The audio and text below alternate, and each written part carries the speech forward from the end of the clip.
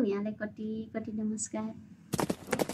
यहाँको जिज्ञासा छ, आफन्तीले किन हेप्छन् मलाई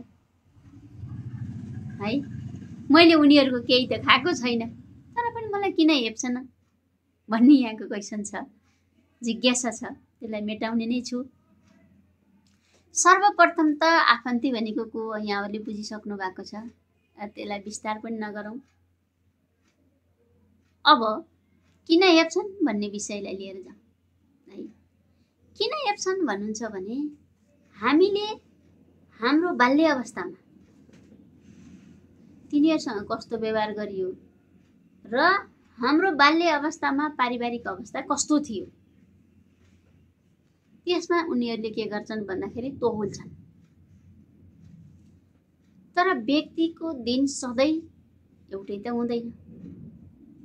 ऊ परिवारमा जन्मिसकेपछि ऊ केही समय त त्यही परिवारमै बिताए तापनि उसको कर्म गर्ने क्रममा, ऊ मिहिनेत गर्दै क्रममा उसको योग्यता, क्षमता, मिहिनेत, परिश्रमले उसले राम्रो सफलता प्राप्त गरेको हुन्छ। घर छोडेर हिँडिसकेपछि उसले त्यो ठाउँमा गएर आफ्नो एउटा सर्कल बनाइसकेको हुन्छ। त्यहाँ के हुन्छ भन्दाखेरि त्यहाँ जी प्राप्त गरिसकेको हुन्छ।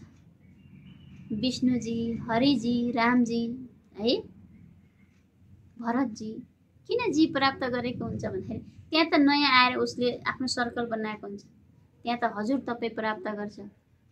अनि पढेर अलिकति लेखेर अलिकति व्यवहार विस्तार हुँदै जाँदाखेरि हजुर तपाईँहरूले नमस्कारहरू खाइरहेको हुन्छ के। त्यस्तै गरी म एउटा सानो यहाँहरूलाई एकदम वास्तविक घटेको घटना पनि हो र सत्य कथा पनि हो है। एउटा कथा भन्छु, सानो कुरा यहाँलाई घटनै भन्छु। दुईजना रहेछन्, हरि र कृष्ण भन्ने। तिनी दुई भाइका छोराछोरी रहेछन्।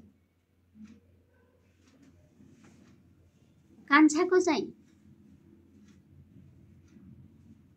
के रहेछ, हरि रहेछ, अनि जेठाको कृष्ण रहेछ।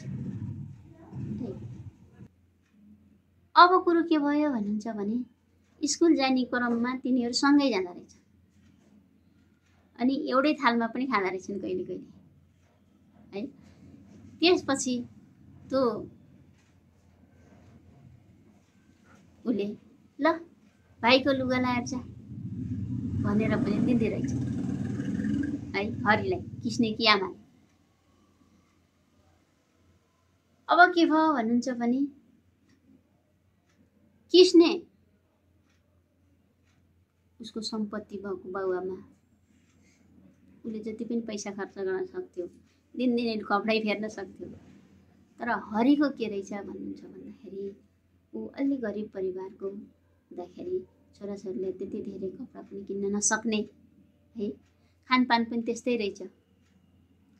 अनि उनी पढ्दै हुर्किँदै जाने क्रममा सँगै स्कुल जान्थे, सँगै होमवर्क गर्थे। त्यसपछि गएर हरिले कृष्णलाई सिकाउँथ्यो पनि है। पढ्दै जाने क्रममा एससी पनि पास गरे। एससी पास गरेपछि के भयो, हरि घर छोडेर सहर पढ्न गयो। सहरमा उसले कसरी पढ्यो भन्दाखेरि आफूले केही काम गर्दै पढ्दै, काम गर्दै पढ्दै गर्न थाल्यो। तर कृष्ण के भयो, एससी दिइसकेपछि ऊ गाउँमै बस्न थाल्यो। धनी बाउको छोरो, पैसा अलिअलि छँदैछ, उसले किन पढ्ने, केको लागि पढ्ने, उसको मनस्थिति त्यस्तै रहेछ।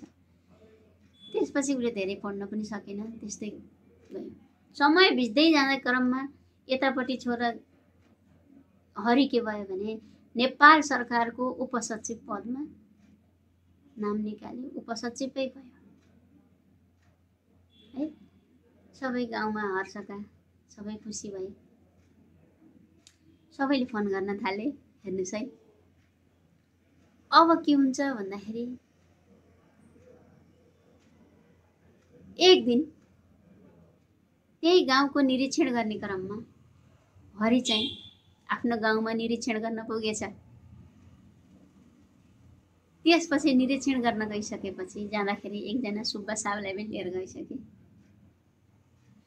अनि दुईजना गए, आफ्नो काम निरीक्षण गरे ओरे आफ्नो काम सकाए। त्यसपछि घर त जानु पर्यो। अनि घर पस्यो। घर पसेपछि अङ्कल कहाँ पनि गयो है। सबै कुरा भलाकुसारी भयो। पानी ल्याउनु भयो किस्नेकी आमाले, पानी पनि खाए। अनि उसले सोध्यो हरिले, किस्न खै त भनेर। बाउ यसले पनि जात्रै पढेन, जात्रै लाइनमा आएन, खै कता गएछ, कसको ठेक्का भन्दै थियो, कतै गयो होला। त्यो पल्ला गरेर रामेको आज ठेक्काको अरे बोलपत्र दिने, त्यही गएछ 2-4 जना केटाहरू बटुलेर भन्नुभएछ। ए हो र, के ठेक्का रहेछ भनेर सोध्दै, के हुन्छ बाउ, के त त बरु के गरिस्, मिहिनेत गरिस्, पढिस्, नेपाल सरकारकै कर्मचारी भइस् है। हिजो त्यही किस्नेको सर्ट दिएको मैले तँलाई, जलजली याद आउँछ। त्यही किस्नेको जुठो खाएर हुर्केकोस्, मलाई जलजली याद आउँछ भनेर भन्छ बा। कुरो त ठिकै हो है, तर कुरो के हो भन्नुहुन्छ भने हिजो त्यो पारिवारिक स्थिति उता आज सबै कुराहरू उसको ओपन भयो नि त, खुल्यो नि त। सुब्बा साहबले सुन्नुभयो नि त हैन, आफ्नो स्थितिहरू सबै कुरा खोलियो नि त। कतिपय कुरा कस्तो हुन्छ भने आफूले जति दुःख भए पनि त्यो कुरो व्यक्त गर्न नसक्ने कुराहरू पनि हुन्छन् के है। कति दुःख, कति पीडा, कति सङ्घर्ष भोगेर आएका हुन्छन् के। कतिपय कुराहरू भन्न नमिल्ने, देखाउन नमिल्ने, कसैलाई सुनाउन नमिल्ने पनि समस्या हुन्छन् के होइन त। तपाईहरुले पनि भोग्नु भयो होला, यो समस्या अझै पनि आउँदैछन्, हुन्छन् पनि यस्ता कुराहरू। त्यसपछि उसको मुख कालो भयो, अमिलो मुख गरायो। आमाले भनेको कुरा त ठिकै हो, तर वास्तविकता के हो भनेदेखि हिजो बालकपनमा हिजो घरको स्थिति र आजको परिवेश फरक छ के। हिजोको परिवेश र आजको परिवेशलाई फेरि त्यही तुलना गरेर त्यही ठाउँमा पुग्दाखेरि के भयो, उसको मन दुख्यो। त्यही भएर म के अनुरोध गर्छु भने जतिसुकै दुःख पाउनुहोस्, जतिसुकै तपाईलाई पीडा होस्, त्यो बिल्कुल नभन्नुहोस्, बिल्कुल नभन्नुहोस् र बिल्कुल उनीहरूको केही चिज नलिनुहोस्। त्यसले के गर्छ भन्दाखेरि तपाईलाई कुनै न कुनै दिन झुकाउँछ र दुखी बनाउँछ। अहिले ठुलो भएको छ है, मेरो घर आएर कति खान्थ्यो, मैले कति दिन्थेँ, अहिले त धन कमाएर उ त नबोल्ने भयो, उ त मेरा नआउने भयो। त्यस्ता कुराहरू हाम्रो समाजमा हुन्छ। तर वास्तविकता यता के हुन सक्छ भने उसलाई फुर्सद नभएको होला, उसलाई समय कता पनि पुगेको होला हैन। भलै उसले चाहिँ सम्झँदै जाने चाहना हुँदै पनि जान नभ्याएको अवस्था पनि हुन सक्छ के। तर हाम्रो मस्तिष्कमा के हुन्छ भन्दाखेरि ठ्याक्कै नेगेटिभ कुरा हुन्छ कि अब फलेको हाँगो पो नोक्छ र, टुप्पाड पल्ला मान्छे, यस्ता शब्दहरू यो सोसाइटीमा यस्तो नराम्रो विकराल शब्दहरू आउँछ। त्यही भएर के गर्नुहोस् भने आफ्नो पीडालाई जो कहिले नभन्नुहोस्। आफ्नो पीडा आफ्नो रिलेटिभलाई त भन्दै नभन्नुहोस्। आफ्नो मान्छेलाई आफ्ना पीडा त कहँदै नकहोस्, किनभने तिनले त्यही पीडालाई तुलना गरेर, त्यही पीडालाई अस्त्र बनाएर, त्यही पीडा बजाएर तपाईलाई फेरि एक दिन दुखी बनाउँछन्, त्यो पक्का बनाउँछन्, त्यो ढोक्क हुनुहोस् है। त्यही भएर आफन्ती आए, आफन्तीसित बस्दा के गर्ने, आफन्तीसित एकदम मिठो बोल्नुहोस्, मिठो खुवाउनुहोस्, छिटो पठाउनुहोस् अथवा छिटो टाढिनुहोस् क्या। बुझ्नुभयो? आफन्तीसित कहिल्यै दुःख नबेसाउनुहोस्, आफन्तीसित कहिल्यै दुःख नपोख्नुहोस्, आफन्तीसित कहिल्यै धेरै लेना देना पनि नगर्नुहोस्, बिल्कुल नगर्नुहोस्, सकेसम्म नगर्नुहोस्। किनभने बाहिरबाट ल्याएको ऋण, बाहिरले गरेको सहयोग के हुन्छ भने त्यसले सहयोग गर्थ्यो, मैले पनि यो त्यसलाई गर्छु भनिन्छ, ए मलाई पनि सहयोग गर ठिकै छ भन्छ, त्यो बराबर भएर जान्छ। तर आफन्तीले के हुन्छ भने यस्तो डायरीमा लेखेर राखेका हुन्छन् कि कसलाई त्यो दिन त्यो बेला पर्छ त्यसै दिन आएर मैले त त्यहाँ त्यस्तो सहयोग गरेको थिएँ नि, त्यसले मलाई नहेर्ने, त्यसले मलाई नगर्ने भनेर फेरि अर्को के हुन्छ भन्दाखेरि हेप्छन्। हिजोको तल्ला गरे सानी, तल्ला गरे भाइ र आजको तल्ला गरे सानी र तल्ला गरे भाइ एउटै हुँदैन। उसको क्षमता पदले ऊ के हुन्छ, राज्यको प्रमुख व्यक्ति पनि हुनसक्छ, राष्ट्रको प्रमुख पनि हुनसक्छ। कसको दिन कहिले आउने भन्ने कुरा कसैले लेखेर राख्दैन। भाग्य कसैको पेवा पनि होइन हजुर है। भाग्य उदयमान, भाग्य कर्मशील व्यक्तिले प्राप्त गर्छ।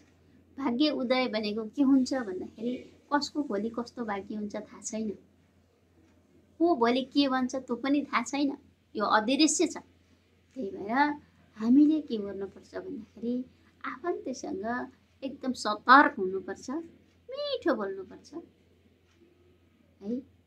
सम्बन्ध भनेको सुमधुर राख्नुपर्छ। सबभन्दा ठुलो कुरो समस्या चुरो कुरो के हो भन्दाखेरि तपाईँको बोली हो, तपाईँको व्यवहार हो, आफन्तीले हेर्ने हो। तपाईँले सबै घरको व्यवहार भन्नुहुन्छ, भोलि प्रगति भयो भने हिजो यस्तो थियो आज यति प्रगति भयो ठुली भएछ भन्ने त्यही त हो। तपाईँको व्यवहार बुझेको त आफन्ती हुन् के, अरू त हुँदैन। अरूसित त कुरो मिल्छ। मलाई यति सहयोग गर्नुभएको थियो मैले पनि सहयोग गर्छु, उहाँले यस्तो गर्नुभएको थियो मैले पनि सहयोग गर्छु। त्यहाँ तपाईँको सम्मान हुन्छ, तपाईँको इज्जत हुन्छ, तपाईँको प्रतिष्ठा हुन्छ, त्यहाँ सर म्याडम भन्छन्, तपाईँलाई रेस्पेक्ट गरिरहेका हुन्छन् भने यतापट्टि आफन्तीले त्यो रेस्पेक्ट गर्दैनन्। हिजो डोमिनाइज गरेका, हिजो चाहिँ तिनीहरूलाई हेला गरेका, हिजो तुच्छ शब्द बोलेका शब्दहरूले तपाईँलाई के गर्छ, भित्रभित्र हान्छ, बोल्छ है। त्यही भएर आफन्ती भनेका को हुन् भन्नुहुन्छ भने आफन्ती भनेका कुल कुटुम्बहरू हुन्, नातेदार हुन्, जो हुन् मिठो बोल्नुहोस्, मिठो खुवाउनुहोस्, छिटो छुटाउनुहोस् है। त्यति भयो भने आफन्तीले बिल्कुल हेप्दैनन्। कुनै दिन पनि तपाईँका दुःखका पीडा सुखका कुरा सुनाउँदा केही फरक पर्दैन। जेलस हुन्छन्, जेलस भए छोडिदेऊ। सुखका कुरा सुनाउँदा केही हुन्न, दुःखका कुरा आफन्तीलाई नसुनाउनुहोस्। त्यसले के गर्छ भन्दाखेरि तपाईँलाई कहिलेकाहीँ अन्तिममा गएर कुनै न कुनै ठाउँमा रुन पर्ने स्थिति आउँछ। तपाईँको परिवेश हुन्छ, हिजो त्यस्तै थिए आज यस्तै भयो, हिजो यसो भन्थे आज यस्तो भयो, हिजो यसो भन्थ्यो आज यो भयो। यस्ता कुराहरूले तपाईँलाई के हुन्छ भन्दाखेरि ठ्याट बेकार बनेछु, ठ्याट जिन्दगी भन्ने तपाईँलाई के हुन्छ, फिल आउँछ। हरिओम, सबैलाई कोटी कोटी नमस्कार। यहाँको दिन शुभ रहोस्।